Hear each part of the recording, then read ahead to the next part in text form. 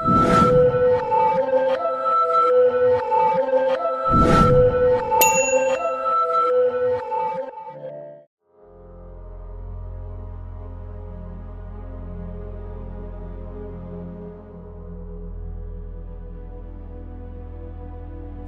Monster.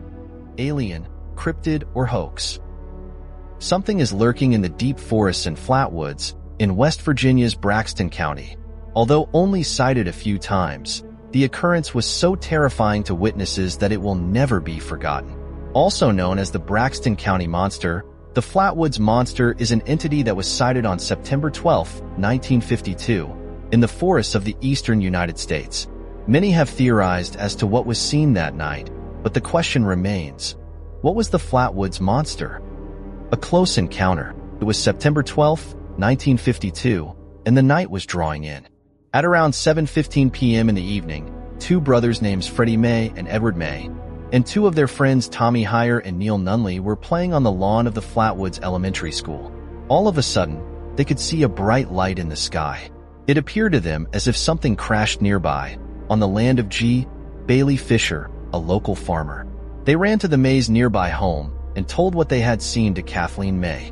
Kathleen May informed Eugene Lemon, a National Guardsman, about the incident. They all, along with Richie, the family dog, went to the crash site to find out what it actually was. When they reached the crash site, they noticed a strange metallic smell in the air.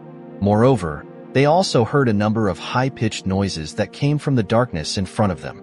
Not scared at this point, they pressed on, intrigued by what had happened here. Then the group came across a horrific sight. Out of the darkness, they saw a 10-foot-tall creature, described as wearing a metal dress and with a spade-shaped head. The hands of the creature were clawed and twisted. The eyes of the creature glowed orange, and it seemed to them as if the creature was floating just above the ground. Seeing the creature glide and hiss, all of them fled from the area out of terror. Lonnie Zamora, a credible UFO sighting? Indrid Cold, grinning man of 1960s American folklore. The incident was reported by Lemon and May to the local authorities. The local authorities searched the area throughout the night but were not able to find anything matching the description given to them by the terrified witnesses, aside from their obvious distress at what they had seen. The group also suffered physical side effects in the following days. They experienced vomiting, nausea, and throat irritation for a number of days. Other sightings. Mrs. Audra Harper, a resident of Flatwoods, also reported seeing a similar creature not long before the Fisher Farm incident. According to Harper, while she was walking through the woods near the town of Heaters, she saw the monster. Harper, along with her friends, was going to a nearby store. Instead of taking the long route, they chose to take a shortcut through the forests. After they had covered only a half-mile, 0.8 kilometers, distance, they saw what they thought was a fireball on a hill. At first, Harper dismissed the sight. However, when she took a glance back, she could no longer see the fire. Instead, she saw a tall man-shaped figure. Out of terror, Harper and her friend fled from the site. After the incident of September 12th, another mysterious sighting was recorded in the Flatwoods. According to that story, Edith and George Snitowski, along with their 18-month-old son, were passing through the rural area between Braxton and Clay County. All of a sudden, their car stopped.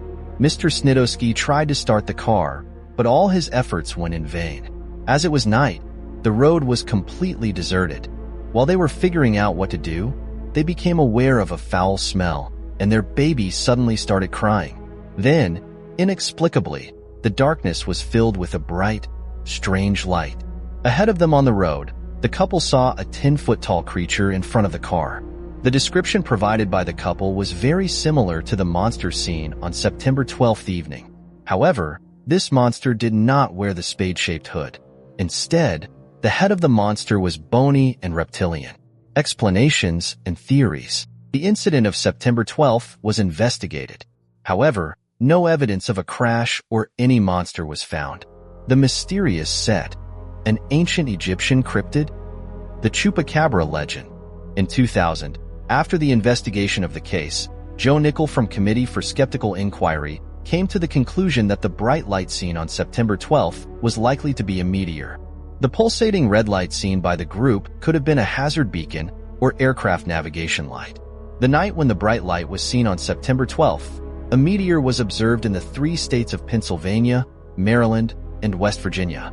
The flashing red aircraft beacons could also be seen from the area of sightings.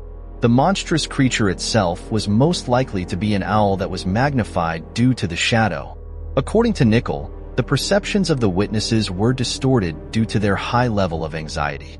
This explanation would certainly fit with the clawed hands and glowing eyes and the appearance of floating.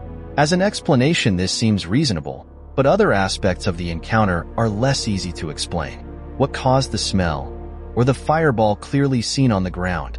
And what, then, did the Snitowskis see in front of their car, with a reptilian head that could not be mistaken for an owl? A popular monster. Whether the Flatwood Monster was real or not, it has left behind some legacies. A welcome sign was erected by the Flatwood officials in which the town was designated as home of the Green Monster. In the town, the Flatwoods Days Festival is also celebrated every year in memory of the legend. A Flatwoods Monster Museum has also been established, dedicated to the sightings.